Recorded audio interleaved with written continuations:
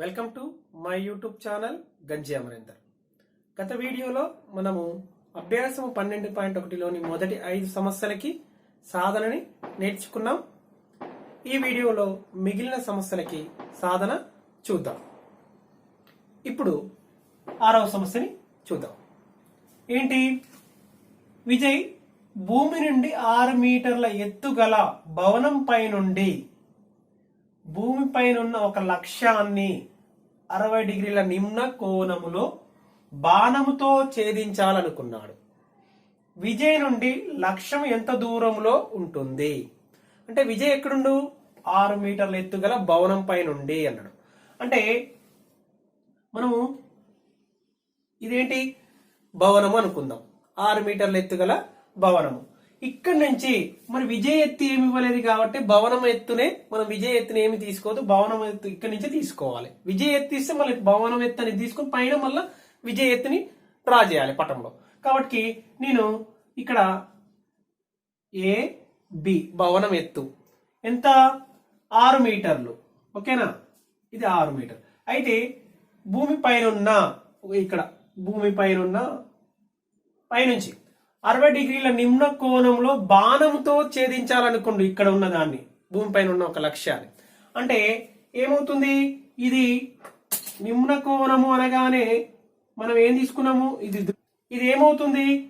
ఏ నుంచి ఈ విధంగా ఇతని కంటి నుంచి ఈ విధంగా భూమికి సమాంతరం గీసిన రేఖ, దీని ఏమంటాం? క్షితిజ సమాంతర రేఖ అవుతుంది.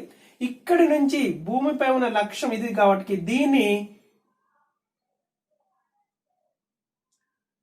ఏమవుతుంది?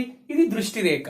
అంటే నిమ్న కోణం అంటే ఏమనుకున్నాము? నిమ్న కోణం అంటే క్షితిజ సమాంతర రేఖకు దృష్టి రేఖ అనేది కింద ఉంటుంది. నిమ్న కోణము ఏర్పడిన కోణం నిమ్న కోణం అంటాం. ఇది ఇక్కడ ఎంత? 60 డిగ్రీలు. 60 డిగ్రీల నిమ్న కోణం. ఇక్కడ ఎక్స్ అని తీసుకున్నట్లయితే ఇప్పుడు ఇది ఏంటి? భవనం అడుగు భాగం నుంచి లక్ష్యాన్ని కలుపుదాం.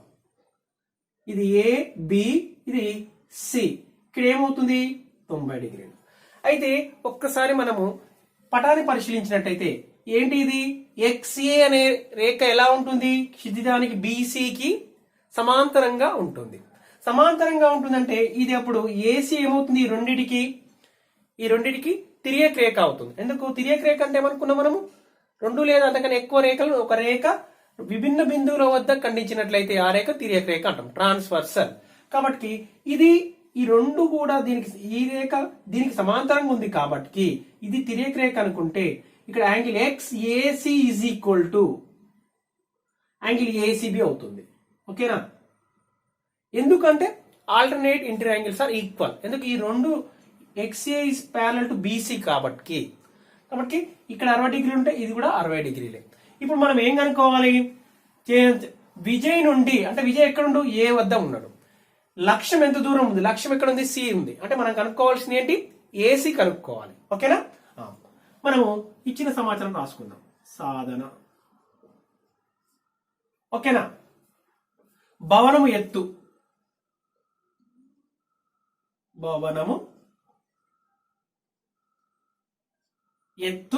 6 మీటర్లు. ఓకేనా? అంటే ఇక్కడ ఏం తీసుకున్నాం మనము? ఏబి ఈజ్ ఈక్వల్ అని తీసుకున్నాం. AB is equal 6. మరి x angle XAC is equal angle ACB అంటున్నా. ఎందుకు? Alternate inter angles are equal. అంటే ఏకాంతర కోణాలు సమానము. ఏకాంతర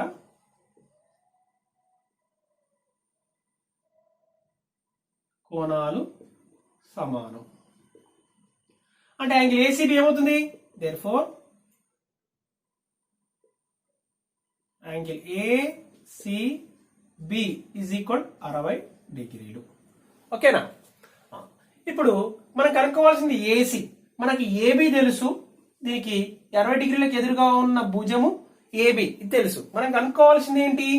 ఇక్కడ ఉన్న ఈ లంబ కోణానికి ఎదురుగా ఉన్నది ఏంటి? ఏసీ. అంటే ఇక్కడ ఉన్న విజయ్ ఇక్కడ సి దూరంలో తన లక్ష్యం ఉంది, సి బిందువు వద్ద. అంటే ఈ ఎంత దూరంలో ఉంది అంటుండు. కాబట్టి ఏసీని కనుక్కోవాలి. కాబట్టి ఈ 60 డిగ్రీల అనే కోణానికి మనం ఏం తీసుకుందాం? ఏ త్రికోణమితి నిష్పత్తిని తీసుకుందాం? దీనికి సంబంధం. దీనికి ఎదురు భుజము తెలుసు, మనం కర్ణం కావాలి. అంటే ఏంటి? త్రికోణమితి నిష్పత్తి సైన్ తీసుకుందాం. త్రిభుజం ఏబిసిలో లో సైన్ 60 డిగ్రీస్ 60 డిగ్రీలకు అంటే 60కి ఎదిరి భుజము పొడవు 60 డిగ్రీలకు ఎదిరి భుజము పొడవు ఏంటి ఏబి. కర్ణము ఏంటి లంబకోణానికి ఎదురుగా ఉన్న భుజాన్ని ఏమనుకుంటాము కర్ణం అనుకుంటాం. అంటే ఏంటి ఏసి. మరి సైన్ 60 డిగ్రీస్ ఎంత మనకేమని తెలుసు √3/2. ఏబి అంటే 6 బై మరి ఏంటి ఏసి ఇదేనా ఏసి మనం కనుక్కోవాల్సింది. క్రాస్ మల్టిప్లికేషన్ చేస్తే ఏమవుతుంది √3 into AC is equal to 2 into 6. Okay ఇప్పుడు ఏసి ఈజ్ ఈక్వల్ టు 2 ఇంటూ 3 6 ఏమని రాస్తున్నాం 2 ఇంటూ 3 అని రాస్తున్నా √3 ఏమవుతుంది ఏసి ఈజ్ ఈక్వల్ 2 ఇంటూ 2 4 3ని ఏమని రాస్తున్నా అంటే √3 ఇంటూ √3 అని రాసుకోవచ్చు కదా. బై డినామినేటర్ లో ఒక √3 ఉంది √3 క్యాన్సల్ మనకి ఏమొచ్చింది ఏసి ఈజ్ ఈక్వల్ 4 ఇంటూ √3 మీటర్స్. అంటే ఏంటి విజయ్ నుండి లక్ష్యము 4 ఇంటూ √3 మీటర్ల దూరంలో ఉంది. అంటే ఇదేంటి ఏసి అంటే విజయ్ నుండి లక్ష్యము 4 ఇంటూ √3 మీటర్ల దూరములో ఉంది. ఇదే కదా మనం కనుక్కోవాల్సింది. ఓకే ఇప్పుడు 7వ సమస్యని చూద్దాం. ఏంటి 9 మీటర్ల ఎత్తుగల విద్యుత్ స్తంభంపై ఒక ఎలక్ట్రీషియన్ మరమ్మత్తు పని చేయాల్సి ఉంది. మరమ్మత్తు చేయడానికి ఆ స్తంభం పై నుండి 1.8 మీటర్స్ తక్కువ ఎత్తుకు చేరాలి. ఒక నిచ్చెనను భూమిపై 60 డిగ్రీల కోణంతో పెట్టాల్సి వస్తే ఎంత పొడవు గల నిచ్చెనను తీసుకోవాలి? నిచ్చెన అడుగు భాగము నుండి స్తంభము అడుగు భాగం దూరం ఎంత? అంటే ఇక్కడ ఏంటి 9 మీటర్ల ఎత్తుగల ఒక విద్యుత్ స్తంభాన్ని మనము రిపేర్ చేయాలనుకున్నప్పుడు పైకి మొత్తం ఎక్కలేము కదా. పైన విద్యుత్ స్తంభాన్ని రిపేర్ చేయాలనుకున్నప్పుడు దానికన్నా కొద్ది భాగం కింద మనము నిచ్చెన వేసుకోవాల్సి ఉంటుంది. అంటే ఇక్కడ అందుకే ఏమన్నాడు 1.8 మీటర్స్ తక్కువ ఎత్తుకు చేరాలి అంటాడు. అంటే చూడండి 9 మీటర్ల ఇది 9 మీటర్ల ఎత్తుగల స్తంభం విద్యుత్ స్తంభం అనుకున్నట్లయితే మనము ఇక్కడి వరకు ఏమనుకుందాం ఇది ఇక్కడి నుంచి ఇక్కడికి 1.8 మీటర్స్ తక్కువ ఎత్తు ఉంది అనుకుందాం. తక్కువ ఇక్కడ ఏంటి ఎలక్ట్రీషియన్ ఏం చేసిండు ఇక్కడ నిచ్చెనని భూమితో 60 డిగ్రీల కోణం చేసే విధంగా నిచ్చెనని వేశాడు. అంటే ఏంటి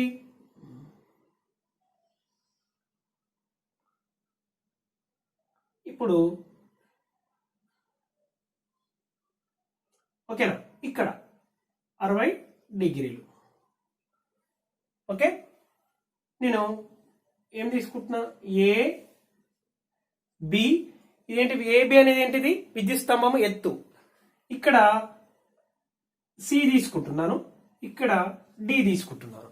ఓకేనా ఇది బీసీ ఎంత ఇక్కడ రిపేర్ చేయాలనుకున్నప్పుడు 1.8 మీటర్స్ తక్కువ ఈ బీసీ ఎంత 1.8 మీటర్స్. దాన్ని రిపేర్ చేయడం కోసము ఎలక్ట్రీషియన్ ఏం చేసిండు 1.8 మీటర్స్ తక్కువ ఎత్తుకు చేరాలి. ఇక్కడికి చేరి ఇక్కడ పై దాన్ని రిపేర్ చేస్తాడు అనమాట. ఈ ఏబి ఎంత మరి 9 మీటర్లు. ఓకేనా ఇప్పుడు ఇది సిడి ఏమవుతుంది సిడి అనేది నిచ్చెన పొడవు. ఈ సిడి అనేది ఏంటి భూమితో మనకు 60 డిగ్రీల కోణము చేస్తుంది కదా. ఇప్పుడు మనం ఏం కనుక్కోవాలి నిచ్చెన పొడవు సిడిని కనుక్కోవాలి. నిచ్చెన అడుగు భాగము నుండి విద్యుత్ స్తంభం యొక్క అడుగు భాగం ఏ అంటే ఈ రెండు బిందుల మధ్య దూరం కనుక్కోవాలి. అంటే ఏడి కనుక్కోవాలి సిడి కనుక్కోవాలి. మరి మనకు ఏబి తెలుసు విద్యుత్ స్తంభం ఎత్తు ఏబి తెలుసు. ఇందులో నుంచి బీసీని తీసేస్తే మనకి ఏమొస్తుంది ఏసీ. ఈ నుంచి ఇక్కడికి ఏమొస్తుంది 9లో నుంచి 1.8 పోతే ఏమొస్తుంది ఏసీ ఏమవుతుంది 7.2 అవుతుంది. ఓకేనా మనకు త్రిభుజం ఒకసారి ఏసిడి అనే త్రిభుజాన్ని గమనించినట్లయితే కోణం 60 డిగ్రీలకు ఎదుటి భుజం తెలుసు. ఎదుటి భుజం పొడవు ఎంత? 7.2 మీటర్లు. మరి ఇప్పుడు మనకు కావాల్సిన సిడి కదా, అంటే దీనికి ఈ రెండు భుజాల నిష్పత్తి అనేది ఏ త్రికోణమితి నిష్పత్తిని తెలుపుతుంది? తీసుకున్నట్లయితే ఈ రెండు భుజాల నిష్పత్తి తీసుకుంటే ఏమొస్తుంది? సైన్ తీసుకుంటే ఈ రెండు భుజాల నిష్పత్తిని తీసుకుని అనుకోండి, దీనికి 60 డిగ్రీస్ కి సైన్ అప్లై చేస్తే ఏమవుతుంది? ఈ రెండు భుజాల నిష్పత్తి వస్తుంది కదా. కాబట్టి అప్పుడు సిడి నిచ్చెన పొడవు వస్తుంది. తర్వాత నెక్స్ట్ ఏం చేయాలి? ఈ విద్యుత్ స్తంభం యొక్క అడుగు భాగం ఏ, నిచ్చెన యొక్క అడుగు భాగం డి, ఈ రెండింటి మధ్య దూరం ఏడి కనుక్కోవడం కోసము ఏసీ తెలుసు కాబట్టి 60 డిగ్రీలకు ఎదురు భుజం తెలుసు, ఇప్పుడు ఆసన భుజం కావాలి. కావునప్పుడు ఇక్కడ దీనికి ట్యాన్ తీసుకోవాలి. 60 డిగ్రీలకి తీసుకుంటే అప్పుడు ఏమవుతుంది? ఎదుటి భుజంపై ఆసన భుజం. ఇప్పుడు ఏడి కూడా తెలుస్తుంది. కాబట్టి మనము ముందుగా ఏం రాసుకుందాం? ఇచ్చిన సమాచారాన్ని రాసుకుందాం. సాధన అంటే విద్యుత్ స్తంభం ఎత్తు,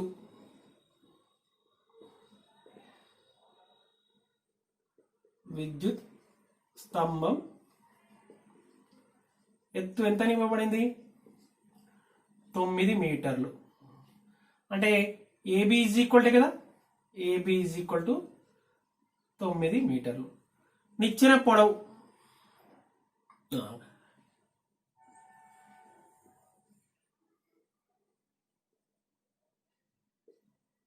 అంటే నిచ్చెన్ని మనం స్తంభం పైన సీన బిందువు 1.8 మీటర్ల కిందికి వేసుకున్నాం కాబట్టి నిచ్చెన పొడవు ఈజ్ ఈక్వల్ సిడి. ఓకేనా?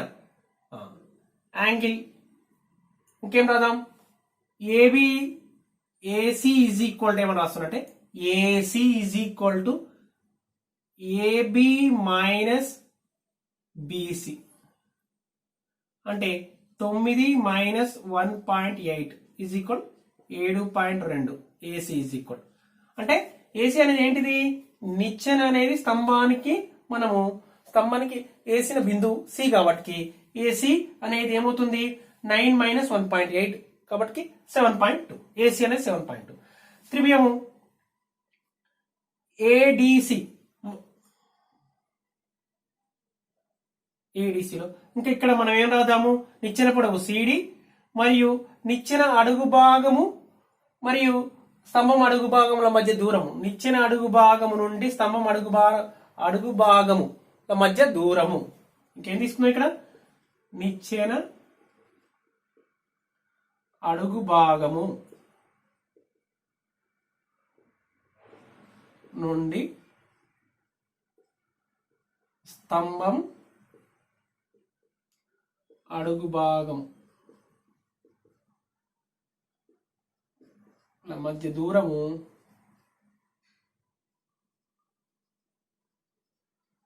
ఏమని తీసుకున్నాం? మధ్య దూరం ఏడి. ఓకేనా?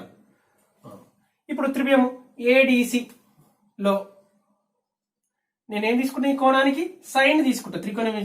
త్రికోణమితి నిష్పత్తి సైన్ తీసుకుంటున్నా. అంటే ఇది సైన్ 60 డిగ్రీస్ 60కి ఏమవుతుంది? ఎదుటి భుజము 60 డిగ్రీలకు ఎదుటి భుజము ఏసి బై కర్ణము. ఇక్కడ ఏముంటుంది? లంబ కోణం కాబట్టి ఇది ఏమైతే కర్ణం సిడి. సైన్ 60 వాల్యూ మనకు తెలుసు √3/2. ఏసీ అంటే AC is equal 7.2 by CD. Cross multiplication చేద్దాం. క్రాస్ మల్టిప్లికేషన్ చేస్తే ఏమవుతుంది? CD into √3. నేను 7.2ని 72/10 అని రాసుకుంటున్నా. 2ని ఏం చేస్తున్నా? క్రాస్ మల్టిప్లై చేస్తున్నా. ఇప్పుడు చూడండి, ఈ √3 పంపిద్దాం. సిడి ఈజ్ ఈక్వల్ టు √3తో డివైడ్ చేద్దాం. 72 ఇంటూ 2 బై √3 ఇంటూ 10. ఓకేనా?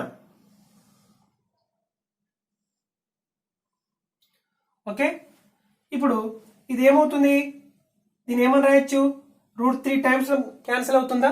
72ని సిడి ఈజ్ ఈక్వల్ టు పైన 72 ఇంటూ 2 బై నేనేం చేస్తున్నా అంటే √3తో మల్టిప్లై చేస్తే ఏమవుతుంది? పైన కింద అంటే కింద హారాన్ని అక్కడ నేను చేస్తే ఏమవుతుంది?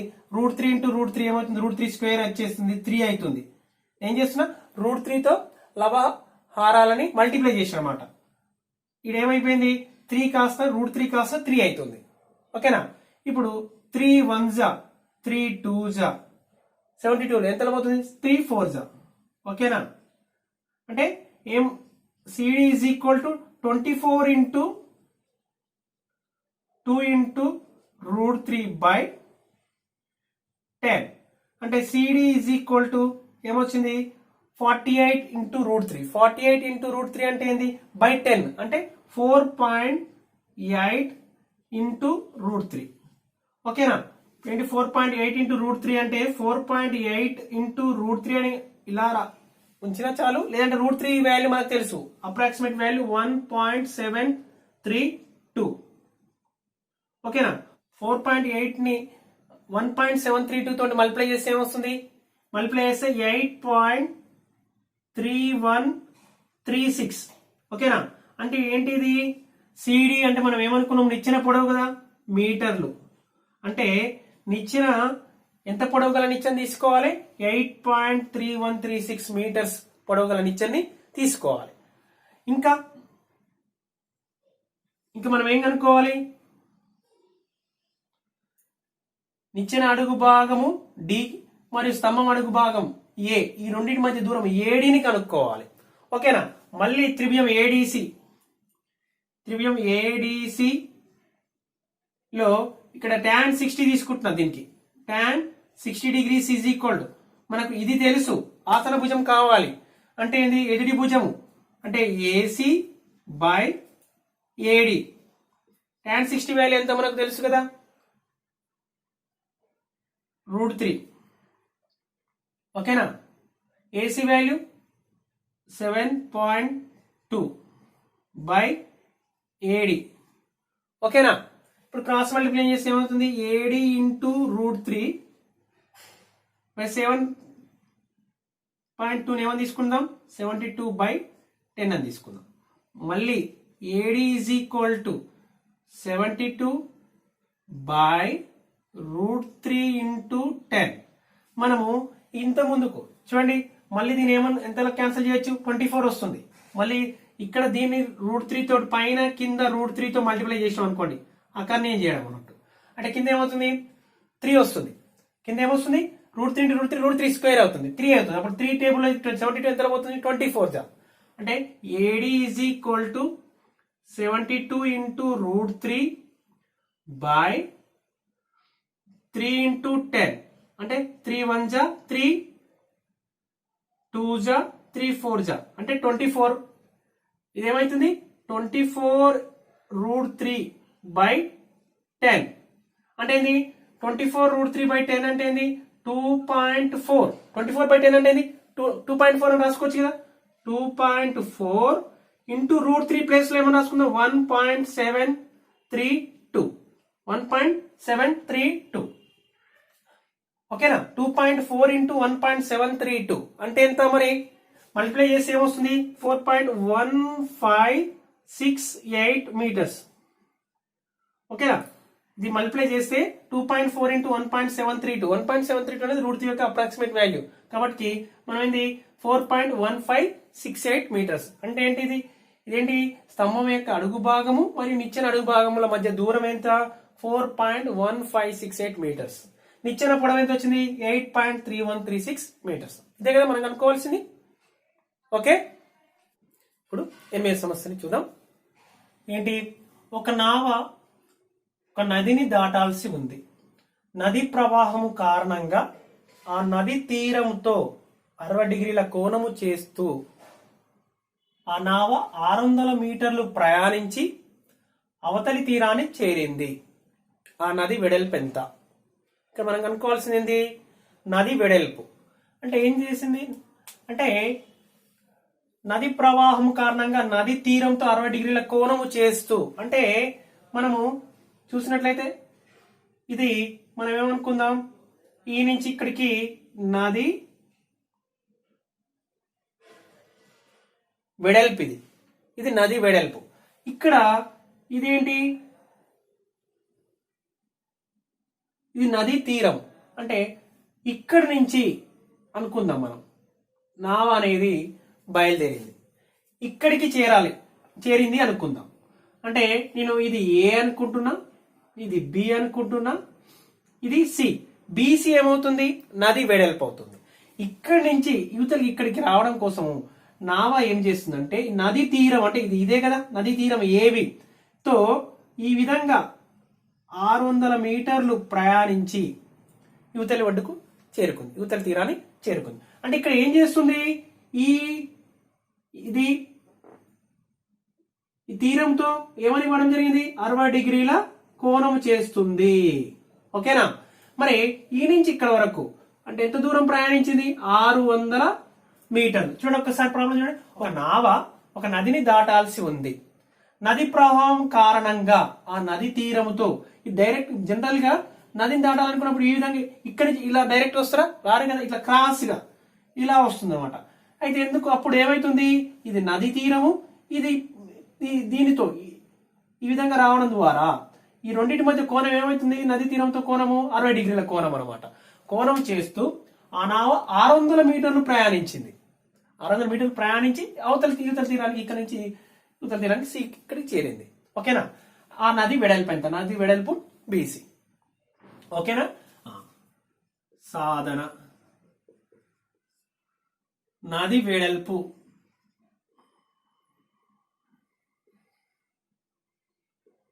Is equal BC. నది తీరము ఏమనుకుందాం ఏబి. నావ ప్రయాణించిన దూరం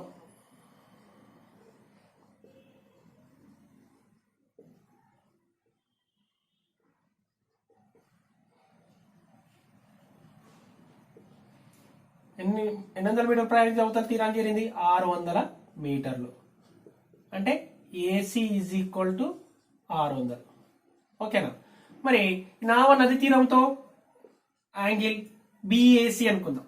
బిఏసి 60 డిగ్రీల కోణం చేస్తుంది కదా, 60 డిగ్రీలు. ఇప్పుడు మనకి ఏం కావాలి, బీసీ కావాలి. అంటే ఈ బీసీ అంటే నది వెడల్పు అనేది ఈ 60 డిగ్రీల కోణానికి ఏ భుజం, ఇది ఎదుటి భుజం. కాబట్టి ఇది కర్ణము, ఇది ఎదుటి భుజం అన్నప్పుడు మనం ఏ త్రికోణమితి నిష్పత్తి తీసుకోవాలి, ఈ కోణానికి సైన్ తీసుకుందాం. త్రిభుజము ఏబిసి లో సైన్ 60 ఈజ్ ఈక్వల్ 60కి ఎదుటి భుజము అంటే బీసీ, ఎదుటి భుజము పొడవు బై కర్ణము అంటే ఏసి. ఓకేనా. సైన్ 60 అంటే ఎంత మనకు విలువ తెలుసు, √3/2. √3/2 కదా. మరి బీసీ అంటే మనం కనుక్కోవాల్సింది బీసీ నది వెడల్పు, కాబట్టి యాసిడ్ రాద్దాం. ఏసీ నా ప్రయాణించిన దూరం, అవతలి ఒడ్డు నుంచి ఇవతలి ఒడ్డు చేరుకోవడం కోసం ప్రయాణించిన దూరం అది 600. సో ఇప్పుడు క్రాస్ మల్టిప్లికేషన్ చేస్తే ఏమవుతుంది, బీసీ ఈజ్ ఈక్వల్ 600 ఇంటూ √3/2. చూడండి 2 1 జా 2 300 జా 300. అంటే బీసీ ఈజ్ ఈక్వల్ టు ఏమవుతుంది, 300 √3. ఏంటిది ఇది, బీసీ అంటే నది వెడల్పు. దేర్ఫోర్ నది వెడల్పు ఇదే కదా మనం కనుక్కోవాల్సింది. నది వెడల్పు is equal to 300 into √3 metres. కొలతలు ఇందులో ఇవ్వడం ప్రమాణాలు మీటర్లు కాబట్టి 300 ఇంటూ √3 మీటర్ నది వెడల్పు. ఓకే. ఇప్పుడు 9వ సమస్యని చూద్దాం. ఏంటి, 1.8 మీటర్ల ఎత్తు ఉన్న ఒక పరిశీలకుడు ఒక తాటి చెట్టు నుండి 13.2 మీటర్ల దూరంలో ఉన్నాడు. ఆ చెట్టుపై పరిశీలకుడి కంటి నుండి 45 డిగ్రీల ఊర్ధ్వ కోణం చేస్తుంది. ఆ చెట్టు పై భాగం అనేది ఈ పరిశీలకుడి కంటి నుంచి ఎంత కోణం చేస్తుంది చూస్తే 45 డిగ్రీల ఊర్ధ్వ కోణం చేస్తుంది. అయినా ఇది ఏం చేయాలి, ఇప్పుడు మనము ఆ చెట్టు ఎత్తు ఎంత, ఇక్కడ మనము ఈ సమస్యలో మనం పరిశీలకుడు అని చెప్పి పరిశీలకుడు ఎత్తు ఇచ్చింది కాబట్టి మనం ఆ పరిశీలకుడు ఎత్తుని మనం తీసుకోవాలి. పరిశీలకుడు అని మాత్రం ఇచ్చినట్లయితే మనం ఒక బిందువులా తీసుకుంటామని చెప్పినాం మొదటి క్లాసులోనే. కాబట్టి ముందుగా చెట్టు ఎత్తు కనుక్కోవడం కోసం మనము ఆ చెట్టుని ఏం చేద్దాం, తీసుకుందాం. ఇది చెట్టు. ఓకేనా. అయితే ఈ చెట్టు నుంచి పరిశీలకుడు ఎంత దూరంలో ఉండు, ఈ చెట్టు యొక్క అడుగు భాగం నుంచి 13.2 మీటర్ల దూరంలో ఉన్నాడు. అంటే నేను పరిశీలకుడు ఇక్కడ తీసుకుంటున్నాను. ఓకేనా.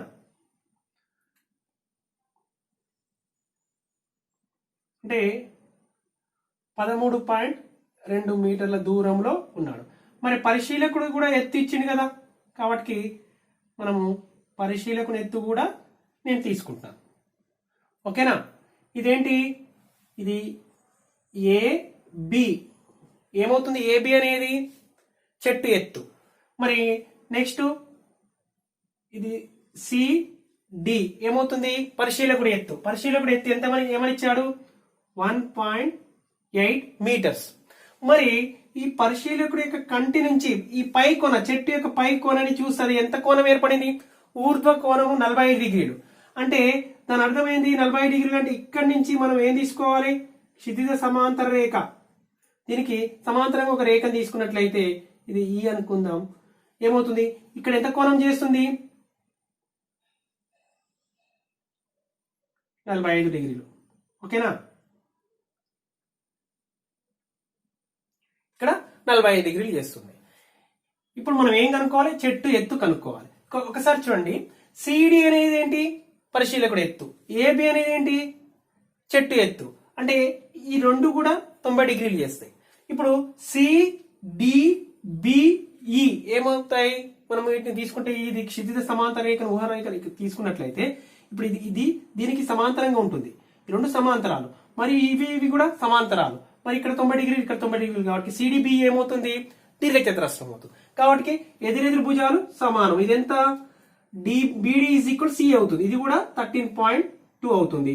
బిఈ ఏమవుతుంది? సిడి ఎంత ఉందో దీర్ఘచతురస్రం కాబట్టి ఎదురెదురు భుజాలు సమానం అవుతాయి. 1.8 అవుతుంది. మనకి ఇక కావాల్సింది ఏంటి?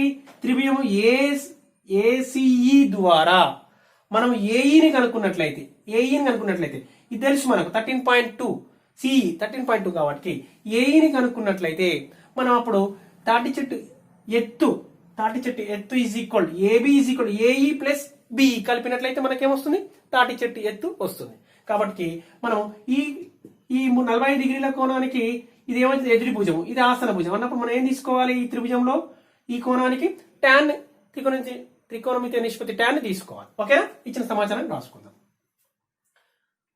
సాధన పరిశీలకుడి ఎత్తు ఇక్కడ ఇవ్వబడింది కాబట్టి పరిశీలకుడి ఎత్తు ఈజ్ ఈక్వల్ టు 1.8 మీటర్స్. అంటే సిడి ఈజ్ ఈక్వల్ టు 1.8. తాటి చెట్టు నుండి పరిశీలకుడు 13.2 మీటర్ల దూరంలో ఉన్నాడు, అంతే కదా? అంటే దాని బిడి ఈజ్ ఈక్వల్ పరిశీలకుడికి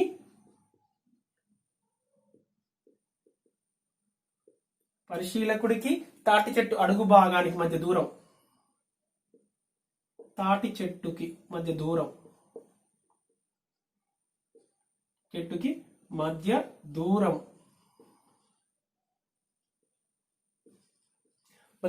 ఏమని ఇచ్చాడు? 13.2 మీటర్లు. అంటే దీన్ని మనం ఏం తీసుకున్నాం? బిడి. అంటే బిడి ఈజ్ ఈక్వల్ టు 13.2. మరి ఇక్కడ సి అంటే పరిశీలకుడి కంటి నుంచి మనం ఏం చేసాము? క్షితిజ సమాంతర రేఖను గీస్తే అది ఏమైంది? సిడిబిఈ అనేది దీర్ఘచతురస్రం. సిడిబిఈ దీర్ఘచతురస్రం.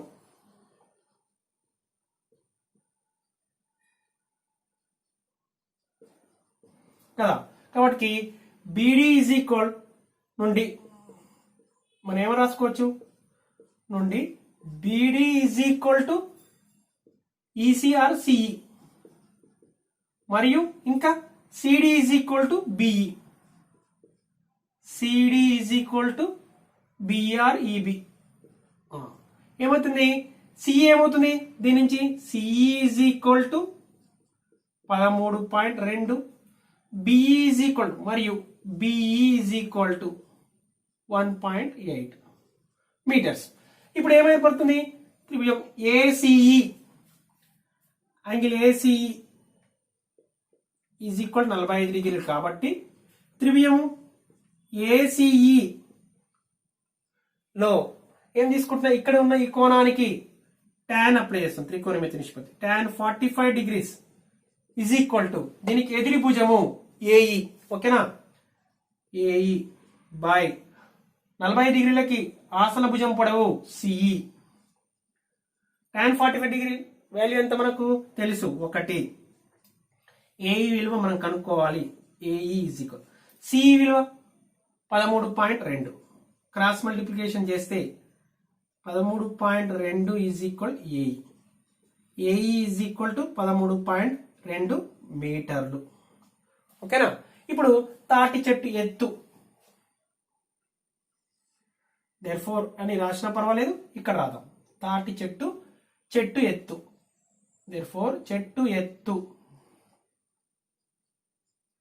మనం ఏమైనా తీసుకుని ఏబి కదా, మరి ఏబి ఈజ్ ఈక్వల్ ఏమని రాయొచ్చు AE plus BE.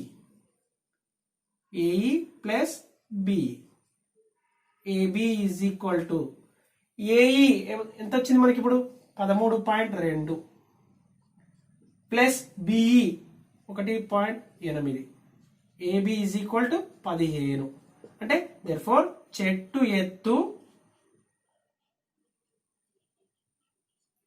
Is equal 15 మీటర్లు. 15 మీటర్లు. ఓకేనా. ఇప్పుడు 10వ సమస్యని చూద్దాం. ఏంటి, ప్రక్కనున్న పటంలో AC is equal 6 centimetres, AB is equal 5 centimetres మరియు సిఏబి ఈజ్ ఈక్వల్ 30 డిగ్రీస్ అయినా ఏబిసి వైశాల్యాన్ని కనుక్కోనుము అని ఇచ్చాడు. వైశాల్యాన్ని కనుక్కోనుము అంటే మనకు ఏంటి half 1/2 into base into height. అంటే మరి ఇక్కడ బేస్ ఏసీ భుజం మీదకి నేను ఏం తీసుకుంటున్నానంటే బి నుంచి ఒక లంబాన్ని తీసుకుంటున్నా. అంటే ఏబిసి యొక్క ఎత్తుని తీసుకున్నట్లయితే ఏమవుతుంది, ఏసీ మరి ఈ బీడీని తీసుకున్న లంబాన్ని బీడీ అనుకున్నట్లయితే ఏమవుతుంది, అప్పుడు హాఫ్ బేస్ ఇంటూ హైట్ చేస్తే మనకు ఏమొస్తుంది త్రిభుజ వైశాల్యము వచ్చేస్తుంది. కాబట్టి దానికోసం నేను ఏం చేస్తున్నాను, త్రిభుజ వైశాల్యం కనుక్కోవడం కోసం బి నుంచి దీని ఎదుటి భుజానికి లంబాన్ని ఉన్నతిని గీస్తున్నాను. ఓకేనా, దీని డి అనుకుంటున్నా. ఇప్పుడు మనకి ఏసీ ఈ త్రిభుజంలో భూమి ఏసీ అనుకున్నట్లయితే దీని యొక్క పొడవు ఎత్తు ఏమవుతుంది బీడీ అవుతుంది. ఇప్పుడు బీడీని కనుక్కొని half base AC into BD చేసేస్తే మనకు త్రిభుజ వైశాల్యం తెలుస్తుంది. కాబట్టి ఇప్పుడు బీడీ పర్పెండిక్యులర్ టు ఏసీ తీసుకున్నాం కాబట్టి మనం పటం సాయంత్రం ఇచ్చిన సమాచారాన్ని రాసుకుందాం.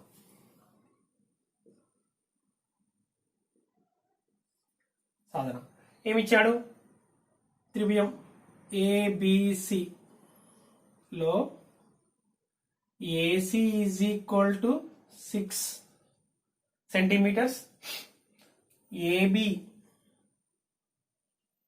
Is equal to 5 centimetres, angle A or angle CAB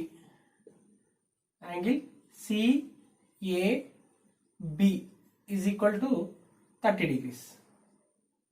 ఇది ఇవ్వబడినది త్రిభుజ ఏబిసిలో. ఓకేనా. అయితే త్రిభుజ వైశాల్యం కనుక్కోవడం కోసము నేనేం చేస్తున్నాను, బి అనే శీర్షం నుంచి ఏసీ మీదికి లంబాన్ని తీసుకో. బీడీ పర్పెండిక్యులర్ టు ఏసీ ని తీసుకోగా డ్రా చేయగా లేదా గీయగా తీసుకుంటే ఏమవుతుంది, త్రిభుజం ఏబిడి నుండి ఇక్కడ ఎలా ఉంటుంది 90 డిగ్రీ అంటే ఇది ఏమవుతుంది, ఏబి అనేది కర్ణం అవుతుంది కదా. అంటే 90 డిగ్రీలకు లంబానికి ఎదురుగా ఉన్న భుజం కర్ణం కాబట్టి మనకి ఇప్పుడు బీడీ కావాలి అంటే 30 డిగ్రీస్ కి ఎదుటి భుజం కావాలి.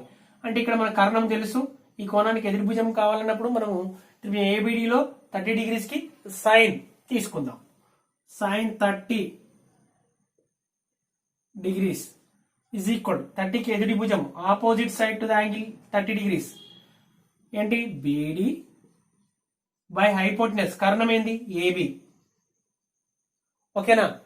AB is equal what, first sine 30 ఏంటి మనకు తెలుసు 1/2 అని. బీడీ విలువ మనం కనుక్కోవాలి. BD AB is equal 5. ఓకేనా. క్రాస్ మల్టిప్లికేషన్ చేస్తే బీడీ ఈజ్ ఈక్వల్ టు 5 1 5/2. దీని 2.5 అని కూడా తీసుకోవచ్చు. బీడీ ఈజ్ ఈక్వల్ ఏమొచ్చింది 5/2. ఓకేనా. ఇప్పుడు త్రిభుజం ఏబిసి వైశాల్యం కనుక్కోవాల్సింది ఏంటి? త్రిభుజం ఏబిసి వైశాల్యం కదా. వైశాల్యం ఈజ్ ఈక్వల్ ఆఫ్ భూమి అంటే బేస్ ఇంటూ ఎత్తు హైట్. ఓకేనా. ఇక్కడ ఆఫ్ భూమి ఏసీ తీసుకున్నట్లయితే ఎత్తు బీడీ అవుతుంది. AC into BD 1/2. AC is equal to 6, BD is equal 5/2. 2 1 జా 2 3 జా అంటే ఏమొస్తుంది? ఇది 5 3 జా 15. 15/2 సెంటీమీటర్స్ స్క్వేర్. 15/2 ఏమని రాయొచ్చు? 7.5 చదరపు సెంటీమీటర్లు. అంటే త్రిభుజ వైశాల్యం ఏంటి? ఇక్కడ రాద్దాం సైడ్. దేర్ఫోర్ త్రిభుజం ఏబిసి వైశాల్యం ఏంటి? 7.5 చదరపు సెంటీమీటర్లు. ఓకేనా. ఏంటి మనం ఏం చేసాము? వైశాల్యం కనుక్కోవడం కోసము ఒక లంబం బీడీ ఏసీ మీదకి ఒక లంబాన్ని, అది దాని యొక్క ఎత్తు అవుతుంది. ఇది భూమి, ఇది ఎత్తు. ఈ త్రిభుజం ఏబిడి ఎత్తు తీసుకోవడం వల్ల ఏబిడి అనే త్రిభుజం ద్వారా దీన్ని కనుక్కొని బీడీని కనుక్కొని మనకు హాఫ్ బేస్ ఇంటూ హైట్ లో సబ్స్టిట్యూట్ చేసినట్లయితే మనకు త్రిభుజ వైశాల్యం తెలుస్తుంది. Okay, thank you.